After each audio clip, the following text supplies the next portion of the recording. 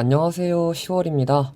오늘 7시에 깜짝 라이브 방송이 진행되었는데요. 어떤 내용들이 있었는지 정리해서 말씀드리겠습니다. 먼저 2월 업데이트 관련 내용 공지입니다. 골다이크와 어비스 던전, 혼돈의 상합탑이 출시가 되는데 스토리 대륙은 2월 15일, 혼돈의 상합탑은 2월 22일에 출시가 됩니다. 출시 간격을 일주일 두는 이유는 스토리를 조금 더 몰입할 수 있게 하기 위함이라고 하는데요. 많은 유저분들이 첫 조크를 위해서 스토리를 스킵하는 것이 조금 아쉽다는 이유였습니다. 또한 골다이크 스토리 대륙의 입장 레벨은 1520으로 상당히 높은 레벨로 설정이 되었는데요. 이는 엔드 컨텐츠의 피로도를 낮추기 위함이라고 합니다. 혼돈의 상하탑의 입장 레벨은 난이도별로 각각 1600, 1620인데요. 노말에서는 영웅 등급의 엘릭서를, 하드에서는 전설 등급의 엘릭서를 얻을 수 있다고 합니다. 등급에 따라 성능 차이가 존재하기 때문에 하드 난이도의 메리트는 확실하다고 하니 1, 2화칸처럼 노말만 가도 되는 그런 우려는 없다라고 볼 수 있겠습니다. 혼돈의 상하탑은 4인 컨텐츠로 1개의 던전에 4개의 관문이라고 하는데요. 1관문은 식물형 몬스터인 칼테이아, 2관문은 라카이서스, 3관문은 파이어혼이며 4관문은 스포로 인해 공개되지 않았습니다. 이렇게 어비스 던전에서 얻을 수 있는 엘릭서는 연성이라는 시스템에 활용되는데요. 연성은 부여된 옵션의 단계를 무작위로 올릴 수 있습니다.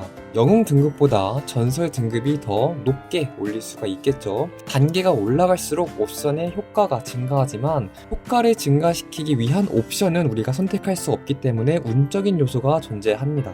이때 3명의 현자 중에 조언을 듣고 우리가 선택하는 현자는 질서의 선택지를 추가로 주게 되고 우리가 선택하지 않은 현자는 혼돈의 선택지를 주는데요. 질서의 선택지는 더 높은 효과를 부여할 수 있는 선택지이고 혼돈의 선택지는 옵션의 연성 단계를 서로 바꾸는 반전의 효과를 가지고 있다고 합니다. 이를 잘 활용해서 원하는 옵션의 단계를 높게 만드는 것이 이번 연성의 가장 큰 관건이 될 것 같습니다. 이렇게 연성이 끝나게 되면 엘릭서가 완성이 되며 완성된 엘릭서를 방어구 보유할 수 있는데요. 이때 방어구별로 고유 옵션이 존재하며 고유 옵션은 올바른 방어구에 부여될 경우에만 활성화됩니다. 예를 들어서 경갑의 고유 옵션을 머리에 보유하면은 고유 옵션은 활성화되지 않는다라는 거죠. 또한 방어구별로 세트 옵션이 존재한다고 하니 이를 활용할 경우 더 높은 효과를 얻게 될 수 있다고 합니다. 골다이크 어비스 던전의 경우에는 카양계열과 다르게 골드 보상이 주어지는데요. 이에 따라 기존 군단장 3회 제한을 골다이크 어비스 던전까지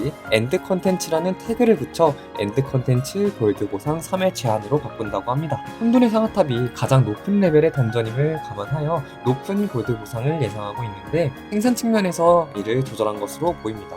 피로도 차원에서도 이 방법이 더 효과적으로 보이네요. 그리고 군단장 입장 제한을 없앤다고 하는데요. 기존의 군단장 3회를 가고 나서 발탄, 비아키스를 가지 못하는 높은 레벨의 캐릭터들도 이제 발탄과 비아키스를 갈 수 있게 됩니다. 하지만 이 경우에는 버스가 성행해서 골드 생산이 우려된다라는 여론이 있을 수 있는데요. 이번에 하위 군단장에 대한 골드 대폭 너프가 있었기 때문에 이를 통해 골드 생산을 확실히 잡았기 때문에 가능하다라는 입장을 밝혔습니다.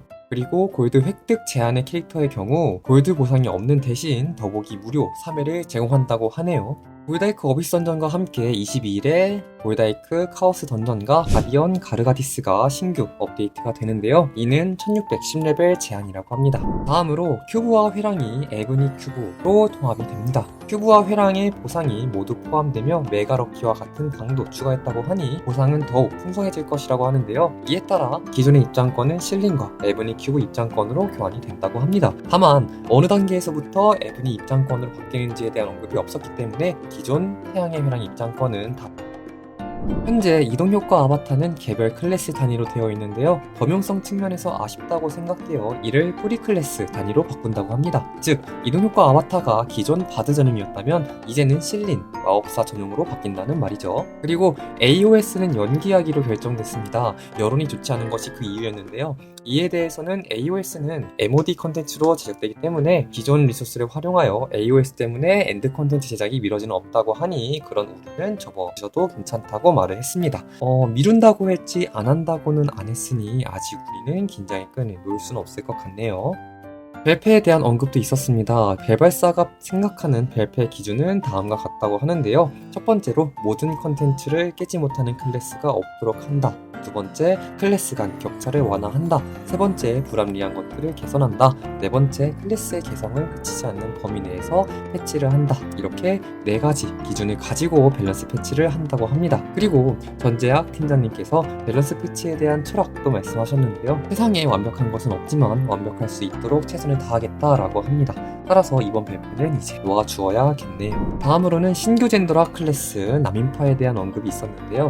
이 또한 보류가 되었습니다. 스트라이커가 존재하는데 격투가 클래스에 신규 젠더락이 또 있을 필요가 없다는 여론을 받아들인 것 같은데요. 조금 더 심사숙고하여 가능성을 열어두고 고민해 보겠다고 했습니다. 여기까지 이번 라이브 방송 정리였습니다. 상당히 많은 내용들이 담겨있어 알찬 라방이었는데요. 아쉬운 점은 일방적인 내용 전달의 라방이기 때문에 서로 간 소통이 없다는 것이었습니다. 다음 라방은 Q&A 형식으로 이루어지면 어떨까 하네요. 여기까지 라방 요약이었습니다. 감사합니다.